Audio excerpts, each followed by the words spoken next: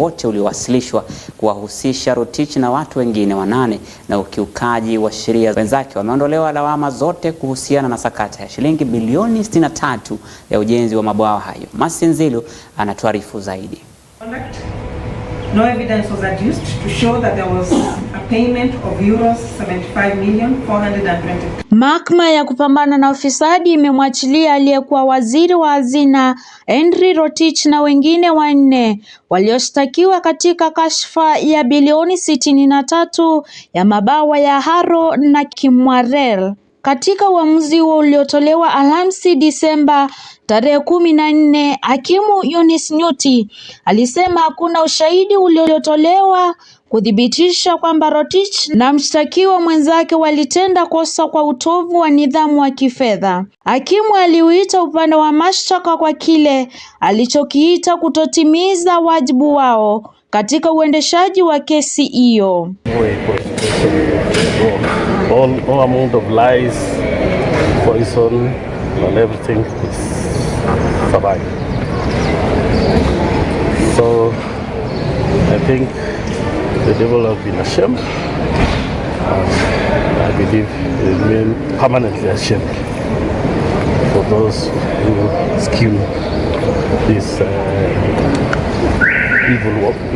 Nikinukuu semi ya hakimu mkuu, hakuna ushahidi uliotolewa kuonyesha kwamba kulikuwa na malipo ya euro bilioni 1423 kuhusiana na bwawa la Kimware na kwamba hayo yalifanywa bila mamlaka halali kuhusishwa. Mnamo mwaka wa 2021, Rotich alishtakiwa kwa kula jama la ulaghai shilingi bilioni 63 katika kesi ya mabawa ya Huru na Kimwarer. Wiki zake zilianza mwaka wa 2019 wakati mkurugenzi wa mashtaka ya umma Nordin Haji alipomshtaki yeye na maafisa wengine wakuu katika hazina kwa madai ya kukiuka sheria za ununuzi katika miradi hiyo. Miongoni mwa walioshtakiwa awali ni pamoja na aliyekuwa katibu mkuu wa hazina Kamau Thuge na waziri wa zamani wa Jumuiya ya Afrika Mashariki Susan Jemtai Koech. Hata hivyo, DPP alifuatilia mbali mashtaka dhidi ya Thuge na Koech akibainisha kuwa walikubali kutoa ushahidi katika kesi hiyo. Mabawa hayo mawili yaliyopendezwa yamegubikwa na utata ambao umeshuhudiwa maafisa wakuu wa serikali na mirengo ya kisiasa wakinyoshea vidole za lawama. Rotich alishtakiwa pamoja na aliyekuwa mkurugenzi mkuu wa mamlaka ya maendeleo ya Kerio Valley David Kimosop na wengine 8 wa jama ya kulaghai shilingi bilioni 63 kwa ajili ya kujenga mabawa ya Kimwarel na Huru katika kaunti ya Elgeyo Marakwet. Akizungumza kabla ya uchaguzi wa 2022, Rais William Ruto alithibitisha kuwa hakuna pesa zilizopotea katika hatua ya ununuzi wa miradi hiyo miwili. Wakati akijibu mjadala wa urais mnamo Julai mwaka wa 2022, Rais alisema kwamba ukweli hatimaye utakuwa hadharani. How come that the only projects that did not go through is Aurora and Kimwarer? All the others went through. That's number one. Number two, today, the government of Kenya is in court because the contractor, with all those allegations that have been made, the contractor has gone to court to demand payment of another 12 billion shillings and Kimwarer, and yet there is nothing on the ground. What was this? Nikiripotia runinga ya EBN, jina langu ni Masinzilo. Na mtazamaji, ni kwamba Rotich yupo huru baada ya mahakama kuweza kumuondolea kesi ambayo inamkabili. Na tukisonga mbele, Naftali Kinuthia, mwanaume mwenye umri wa miaka 33, hatimaye amehukumiwa kufungwa miaka 40 gerezani baada ya kupatikana na hatia ya kumuua mpenzi wake Ivy Wangeshi miaka 4 iliyopita. Kesi dhidi ya Kinuthia ilikuwa imerejelewa wiki 2 zilizopita ambapo alikiri kuhusika na mauaji hayo. Hata hivyo, mwanaripota wetu Tromo Dennis ametuandalia ripoti hii kwa undani. Mtuhumiwa wa mauaji mkuu aliyekuwa mwanafunzi wa mwaka wa 4 katika chuo kikuu cha Moi hatimaye amehukumiwa kifungo cha miaka 40 gerezani baada ya mahakama kuu mjini Eldoret kuamuru na kumaliza kesi hiyo. Tiki simu akazima, ndio ikaprompt kwenda kutafuta shoka na akaja kutegea na akamfanyia vile amfanyia. Katika uamuzi wake, Jaji Stephen Githinji alisema uamuzi wake unawiana na kosa lililofanya Kinuthia, japo wakili wake awali alikuwa ameomba koti hiyo izingatie maombi yake, ikizingatiwa alikuwa chini ya kizuizi kwa miaka 4. Naftali Kinuthia mwenye umri wa miaka 33 alikiri wiki 2 zilizopita kwamba alihusika kwenye mauaji aliyekuwa mpenzi wake Ivan Wangeshi, huku kiini cha kutekeleza wanyama huo ukiwa ni chanzo cha pesa na mapenzi. Shana alikuwa amemweleza kuwa yuko na birthday party yake na akamtumia mapeni kidogo, lakini kutoka wakati alimtumia hizo pesa ikawa msichana apiki tena simu. Hiyo ndio ikamprompt yeye kuja mpaka Eldoret. Hata hivyo, waliokuwa karibu na Kinuthia walisimulia kwamba Kinuthia alikuwa kizozana na Wangeshi mara kwa mara dhidi ya pesa inayoaminika kwamba ni $100,000 aliyetoa Kinuthia. Kwa activities zote za church school alikuwa sawa sana. He was a team player. She could interact with the other young people around here. Ivan Wangeshi alizikwa nyumbani kwao tarehe 18 Aprili mwaka 2019. Toromo Dennis, runinga ya EBN. Na mtazamaji, biwi la simanzi limetanda katika kijiji cha Kabai, eneo bunge la Gishugu, baada ya mtoto wa miaka 2 kuteketea hadi kufa na kakake kupata majeraha mabaya baada ya nyumba yao kushika moto. Wenyeji wamesema kuwa mama mzazi alikuwa ameondoka kiasi kabla ya kurejea na kupata nyumba yao imeteketea, wakisema bado chanzo cha moto huo hakijabainika kufikia sasa. Mwili wa marehemu ulipelekwa katika chumba cha kuhifadhia maiti cha Kerugoya. Akithibitisha kisa hicho, kamanda wa polisi kaunti ndogo ya Gishugu, Johnson Washira, alisema polisi wameanzisha uchunguzi kubaini chanzo cha moto huo. Hiyo simu tukaambiwa mtoto amechomeka, alafu kukuja tukapata mmoja amepeleka hospitali, hiyo mwingine amechomeka kabisa na amechukuliwa na askari.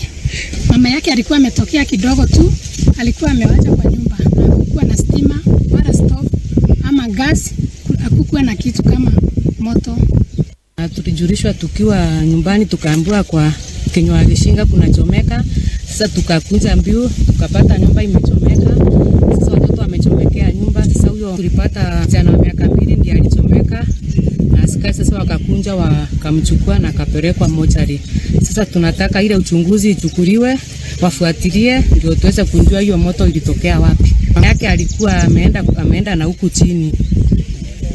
Alikuwa amewacha kwa nyumba. Naitwa John Mogo, na vile kulifanyika mtoto mwenye alichomekea kwa moto ni kwa sister yangu kwa Jevupi na ni pande ya Kibai na miaka 2 na huyo mwingine mkubwa kuchomeka sana. Na mtazamaji, kwingineko, abiria 44 wameondolewa katika eneo la ajali, eneo la Londiani, kaunti ya Kericho, wakiwa wamejeruhiwa baada ya basi lao la abiria 66 la Promise alfajiri ya Alhamisi leo kuhusika katika ajali hiyo. Imesemekana kuwa dereva alijaribu kulidhibiti basi hilo ambapo alikuwa akielekea kugongana na gari jingine ana kwa ana. Shirika la Msalaba Mwekundu la Kenya ambalo lilioanzisha timu zao za uokozi wanasema kuwa majeruhi wamepelekwa katika hospitali ya Fort Tenan na 4 wamepewa rufaa kwa hospitali ya rufaa ya kaunti ya Kericho. Hata hivyo hakuna vifo vilivyoripotiwa. OSPD wa Londiani Agnes Kunga alisema kuwa ajali hiyo ilitokea Fort Tenan, eneo bunge la Kipkelion Magharibi, kaunti hiyo.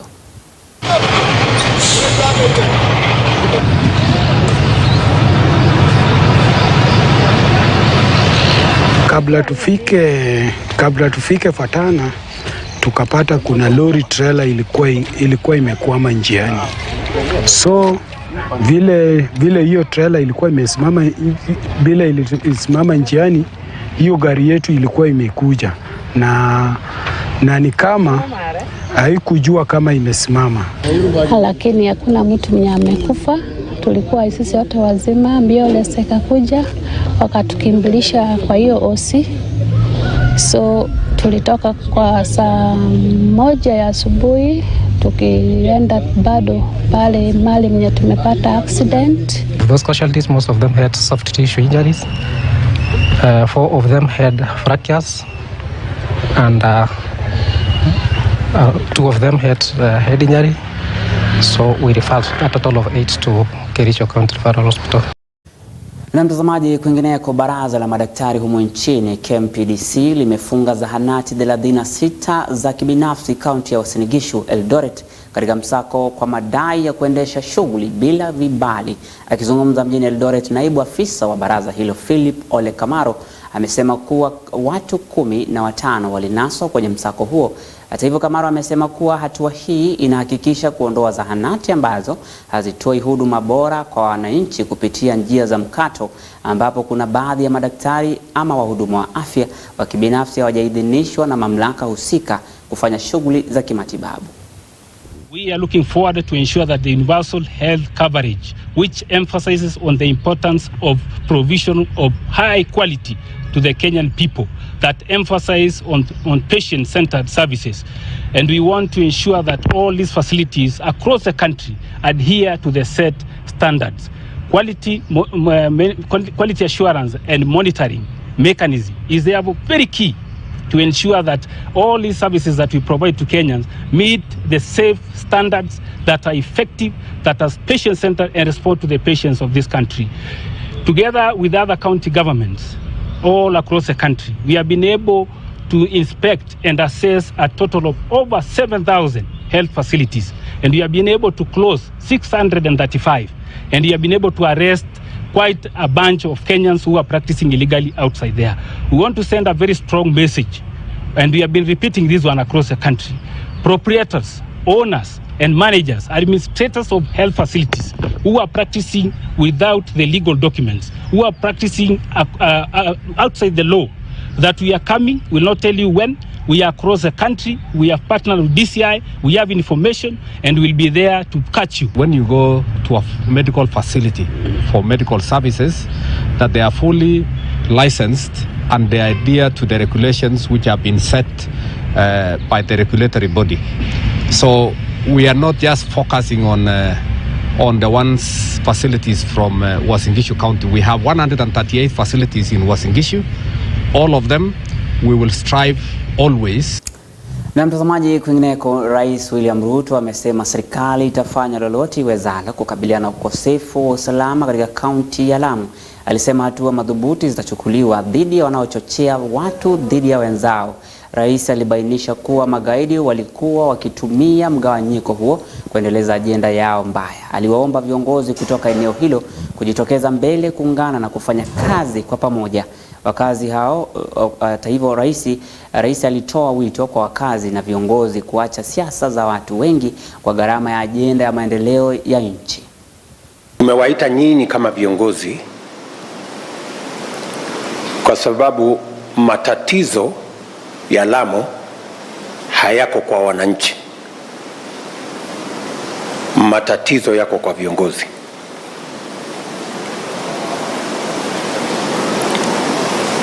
Na nyinyi kama viongozi ndio mtakaoamua kama Lamu itakuwa na usalama ama Lamu itaendelea kuwa na matatizo. Ni nyinyi mlioketi hapa pamoja na sisi ndio tutaamua.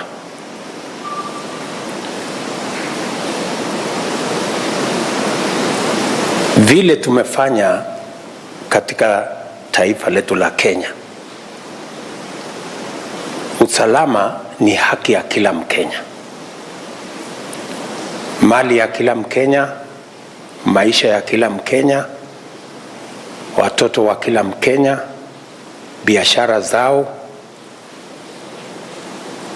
Ni jukumu letu kama serikali, tukifanya kazi na viongozi, tuhakikishe ya kwamba mali yao iko salama, watoto wao wako salama, biashara zao ziko salama.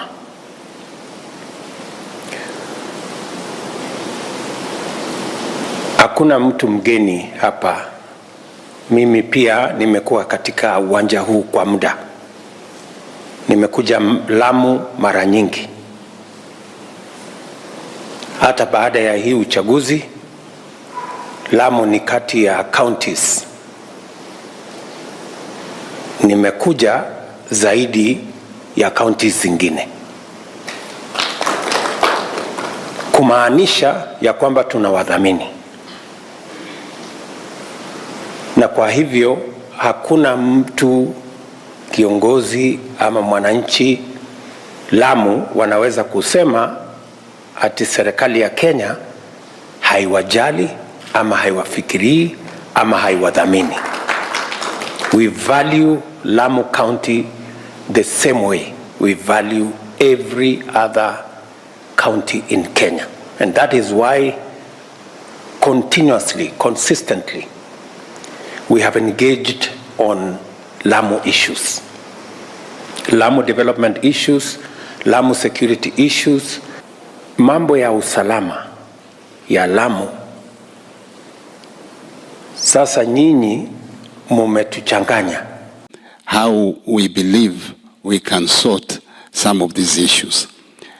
But on my own behalf and on behalf of the leadership, Your Excellency, we shall do all that is within our power to bring our people together. We have plans. We will come and share. We have issues of herders and farmers. We have to create areas for herders. We have to create areas for farmers. All are Kenyans and all have rights. Na mtazamaji, afisa mmoja wa polisi anayehudumu katika kituo kikuu cha polisi cha Nakuru amekamatwa baada ya kumpiga risasi na kumuua mhudumu mmoja na kumjeruhi wafanyikazi wengine watatu wa klabu ya Vegas eneo bunge la Nakuru Magharibi jana usiku. Nicholas Musau, afisa anayehusika, alikabiliana na wafanyikazi katika jumba la burudani kuhusu bili alipochomoa bastola ambayo aliweza kufyatulia risasi na kuwajeruhi wafanyikazi hao.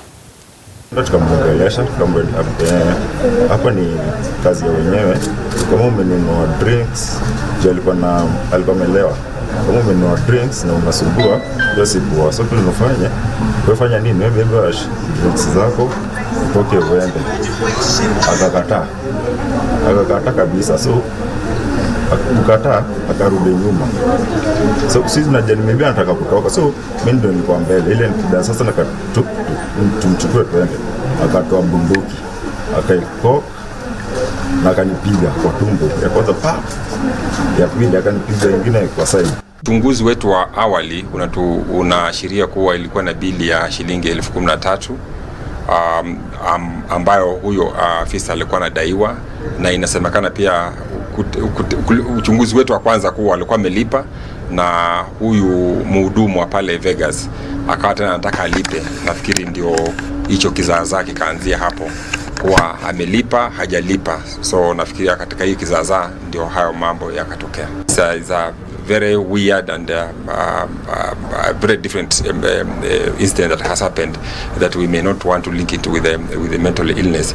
But going forward, we are going to still to try to talk to our officers. And the legs, but the main one was the one that went on the abdomen. It is lodged near the spinal cord. So the bleeding has been controlled, but she's stable. She's still undergoing transfusion as we do more tests. Na tukisalia kwa taarifa za Rais William Ruto ni kwamba naibu wake Rigathi Gachagua na yeye pia Alhamisi leo walinunua mbuzi yenye dhamana ya shilingi milioni 15 kunradhi katika mnada wa kila mwaka wa mbuzi wa Kimalel katika kaunti ya Baringo. Akiongoza mnada huo, Rais William Ruto alitangaza kuwa atanunua mbuzi wakiwa na naibu wake mbuzi 1,000 kwa bei ya shilingi 15,000 kila mmoja. Pamoja na naibu wake, Rais Ruto aliwaruhusu viongozi wengine wakiwemo makatibu wa baraza la mawaziri, makatibu wakuu, magavana, seneta na mawakilishwaji kununua kila mbuzi kwa shilingi 13,000. Baada ya muda wa kulalamikia kuhusu bei ya 15 mwaka jana, kila mbuzi basi iliteremshwa hadi shilingi 12,000 mwaka jana. Katika mnada huo wa mbuzi wa Kimalele ambao unanuia kufaidi wakazi wa eneo hilo, Gavana wa Baringo Benjamin Jeboy alisema mnada huo unatoa jukwaa la kuonyesha tofauti na utajiri wa kitamaduni na utalii katika kaunti hiyo ya Baringo. Mimi na huyu deputy wangu tutanunua hii mbuzi, nasikia iko mbuzi hapa 3,000. Mimi na huyu deputy tunanunua mbuzi 1,000. Tumejipanga. Wabunge hapa Baringo, simameni. Wapi wabunge wa Baringo? Hawa wabunge wa Baringo, kila mmoja mbuzi 20. Hiyo ni mbuzi ngapi? 1 2 3 4 5 6. Haya, 120. Wapigie makofi. Lakini Sirma amesema yeye ni senior, atanunua 50. Na Kiboreka anasema Tinye Tarusiek atanunua 50. So sawa. Haya, seneta wetu Jeptumo mbuzi 50 amesema atanunua. Mpigeni makofi. Haya. CS Murkomen mbuzi 150. Sindia alikuwa acting senator hapa siku nyingine. Huyo hapo. Na gavana wetu wa hapa jirani mbuzi 50. Mpigeni makofi. Na mtazamaji, naibu rais Rigathi Gachagua hakuacha nyuma. Kwingineko amemtetea waziri wa uchukuzi Kipchumba Murkomen kwa kukidhiri kwa hitilafu za umeme humu nchini zinazoshuhudiwa katika uwanja wa ndege wa kimataifa hususan wa Jomo Kenyatta. Akihutubia katika tamasha la mnada wa Kimalel na utamaduni wa mbuzi katika kaunti hiyo ya Baringo. Hata hivyo, Gachagua alihimiza umma kuwa rahisi kwa Murkomen kukashifu wito wa wanaomtaka jiuzulu, akitoa lawama kwa serikali iliyopita ya Uhuru Kenyatta. Gachagua alisema jenereta ya sasa ni feki. Hitilafu hizo zilitokea Agosti 25, Novemba 11 na za mwisho zilidumu zaidi ya saa 12 kabla umeme kurejeshwa kikamilifu kote nchini. Hata hivyo, naibu rais ametaja kuwa usalama utaimarishwa huko Baringo. Kanihakikishie nyinyi ya kwamba historia ikiandikwa, serikali ambaye itamaliza uhalifu katika hii kaunti ya Baringo kabisa ni ya serikali ya Daktari William Samoei Ruto. Juu ya hayo, waziri wetu Kipchumba ametangaza mambo mengi sana ambayo inaendelea, na huyu Kipchumba anajaribu, na kuna wengine niliona wanamkemea ati ajiuzuru ati kwa sababu generator imekataa kufanya kazi pale JKIA. Huyu Kipchumba ndiye alinunua hiyo generator. Ilinunuliwa na ile serikali nyingine na ilikuwa fake. Sasa ikijaribu kuhakishwa inasimika. Sasa Kipchumba, wewe tafuta generator yako uweke, wachana na ile watu. Si kijana anajaribu. Tuache kuingilia viongozi bure, kwa sababu mambo tulikuta ni mengi ilikuwa imeharibika, na ndio tunajaribu kurekebisha. Sasa wanataka kutubebesha hiyo mzigo, na hiyo generator ni hao walinunua pesa mingi, wakanunua kitu fake. Ikiwekwa moto, ikiwekwa load kidogo inaanza kutoa moshi. Sasa lazima Kipchumba afanye marekebisho pale, alete generator mpya na mambo yote pale yabadilishe. Muri yako na bidii ni huyu rais wetu. Saa 11 asubuhi ameamuka kwa ofisi mpaka saa 6 usiku. Mpaka hao vijana wetu sasa mawaziri wanaanza kulia ati aende polepole, ndio pia waende polepole. Na mtazamaji, gavana wa Nairobi Johnson Sakaja Alhamisi leo alizindua kituo cha huduma kwa wateja cha kaunti ya Nairobi kilichoboreshwa. Kituo hiki inajivunia teknolojia ya kisasa zaidi, ikiwa ni pamoja na kituo cha kubadilisha na kuonyesha njia ya kuweza kutoa huduma kwa umma. Hata hivyo, na kuonyesha akina mama mahali pa kunyonyeshea na njia madhubuti. Akizungumza wakati wa uzinduzi huo, Sakaja alisema na aliangazia maendeleo ambayo serikali yake imefanya tangu aingie madarakani mwaka jana. Imperative that these entities receive the financial support that they are entitled to under the law. However, over the last 10 years, successive governments have failed to fully comply with the minimum standards outlined in the Constitution. We are deeply concerned with the systematic reduction of finance. We launched this customer service contact center, proof of our commitment to serve Nairobians quickly, efficiently, and in dignity. Over the past 2 months, our dedicated customer service team has worked diligently reviewing and formulating the customer service delivery charter, and this charter stands as a solemn pledge in ensuring services are provided within stipulated time, ushering in a new era of accountability and responsiveness to your needs. Serikali kuu imetenga shilingi milioni 150 kwa vyuo vya kiufundi nchini TVET ili kukuza masomo ya kidijitali. Akizungumza akitangaza matokeo hayo ya mtihani TVET, Waziri wa Elimu Ezekiel Mashogu amesema kuwa hatua hii itakuwa njia moja bora ya kubuni ajira kwa vijana humu nchini baada ya kuhitimu masomo yao. Hata hivyo, Mashogu ameongezea kuwa ndio wanafunzi wafuzu zaidi na wahitimu kwenye viwango tofauti na kozi lazima kuwepo na miundombinu za kuendeleza taasisi hizo muhimu nchini. For us to create capacity, in order for us to give the necessary required training, and one of such important components that you are going to train is on Jitume RAB, so that the 124 TVET institutions that we have been able to provide computers, we don't provide the infrastructure without then inculcating and giving out the necessary required technical knowledge in order for those young people to access the much needed foreign online jobs, which we really want them to access.